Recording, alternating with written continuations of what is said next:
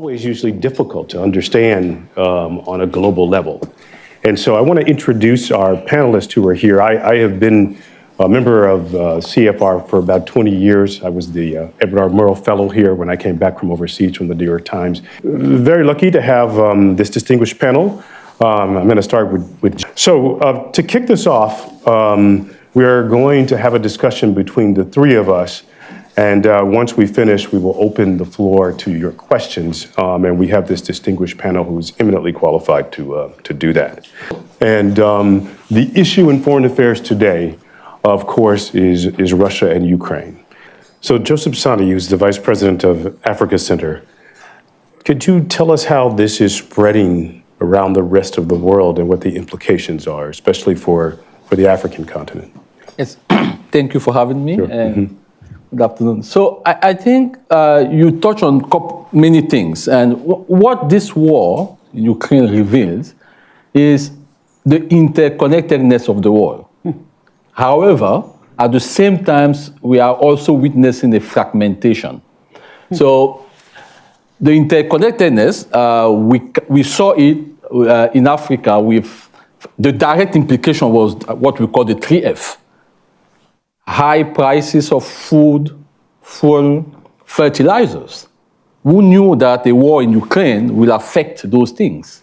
The ability of Africa to feed itself, to transport itself because of energy costs, and to grow the food they wanted. So and those issues came in addition to the fact that we were already witnessing in Africa the devastating impact of COVID. Most of those countries were just slowly getting out of COVID, and all of a sudden you have global inflation. As a result of the inflation, we all know, central banks decided to increase interest rates. The implication was the debt increased immediately in those countries. So all of a sudden, you are forced, they were forced in an economic crisis, economic issues, economic development. So the interconnectedness of the world is there. But the fragmentation, what Ukraine is revealing to the world is the strategic competition between major and regional powers. So in Ukraine, we see it between the West, China, Russia. But in Africa, it plays out differently, right? So you have the exportation of that strategic competition in the form for Russia, in the form of Wagner. On one hand, you have the Wagner, the mercenary groups, but also you have China, you have the United States and the former colonial powers. So that fragmentation in Africa takes the form of the geostrategic competition between those major powers, and with adverse consequences. When you talk to African leaders, they will tell you, we witnessed the Cold War, and we saw what it did to us. We don't want another Cold War. And so cynically, I will always tell them, it's not what you don't want. You may not want something, but it happens anyway. It's happening. Yeah. It's happening. And just last week, we are all witnessing the horrors in Sudan. And Sudan is a clear illustration of that fragmentation or that geostrategic competition between major and regional powers. So in Sudan, you have the Emiratis, you have the Saudis, you have Egypt. These are your regional powers. You have the United States. You have Russia. And in this case, ironically enough, you have Russia playing both sides of the conflict. So you have Wagner with Hemeti, and then you have Russia with the state of Sudan because of the naval base in Port Sudan.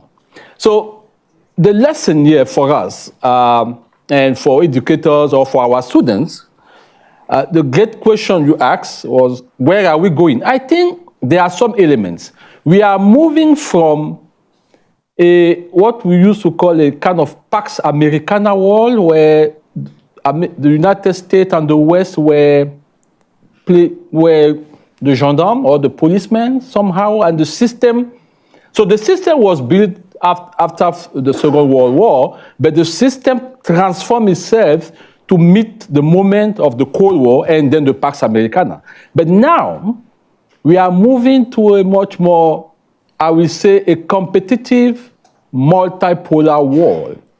But the sad story is that our architecture, our peace and security architecture, the things that will enable us before to resolve conflict and to prevent global wars are lagging behind.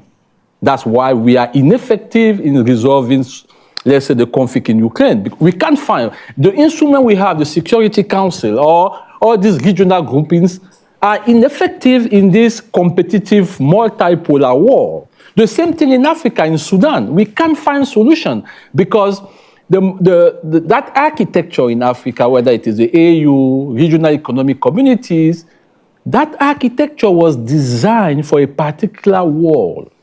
But today, with this geostrategic competition, the fragmentation of the world, those instruments are mechanisms can't catch up. So we need to reinvent. So for me, for the student I talk to we need more brain power to reconceptualize the peace and security architecture of this multipolar competitive world. I will stop. We are going to move to Q&A, and our panelists will take on these questions that come up. So Steve Jones in Georgia. The last question prompted me to think, should we return to an era of realpolitik where, and I was thinking of Mr. Haas's recent piece in Foreign Affairs about how he and one of his colleagues outlined a potential for peace in Ukraine. And it seems to me that reflects a type of realpolitik that we have to recognize, whether we like it or not, that Russia has interests. We have to recognize, whether we like it or not, that China has interests. And so how do we promote our interest while recognizing that our adversaries also have their own interests, not just in Ukraine, but in other parts of the world, whether it be the Middle East or Africa or Latin America, where we see China playing a much larger role than they have in the past. So. I think I'm reminded, I will speak as a peace builder. I work for a peace institute. One of our thinkers, Hal Sanders, used to say, Sani, leaders sign peace treaties, but only people make peace. And that's a problem sometimes with realpolitics. And even the conflict in Ukraine or Russia, even in Africa, is people who are not in the room, the big absent are the people themselves, right? And so when I hear realpolitics, generally, when it comes down to interest and this kind of transactional relationships, it's always the strongest who wins.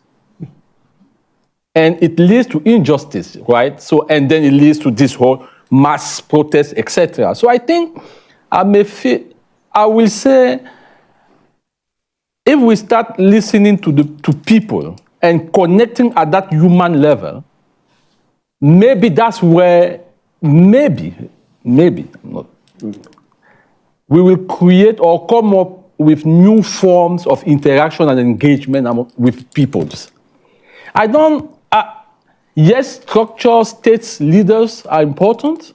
Their conversations matters, but we have to go back to the people. In Sudan, for example, because that's the case, we have two leaders, the strongest in the country.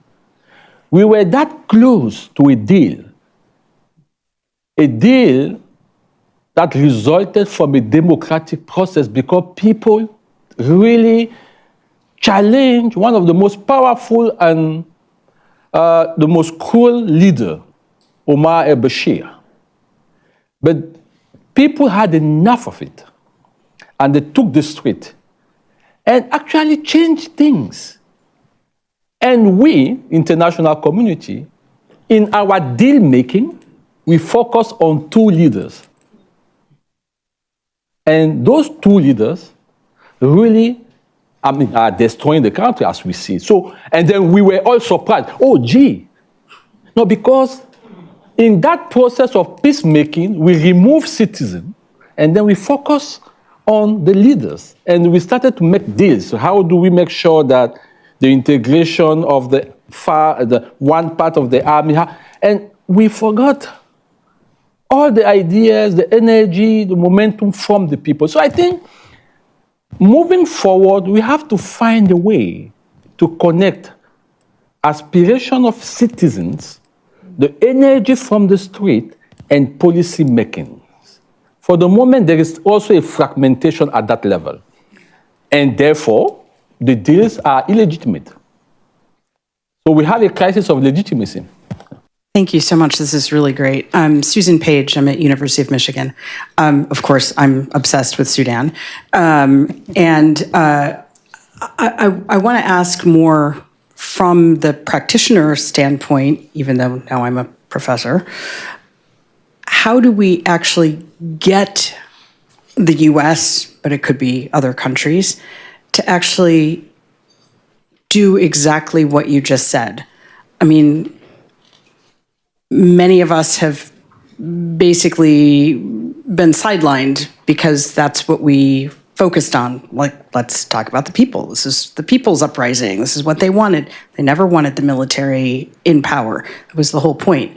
How can we, maybe less as educators per se, but how do we even get our voices to be heard, to move them further along, especially in today's society where we are still looking at, I think your point, we're still looking at things in good and bad, and the world doesn't operate that way.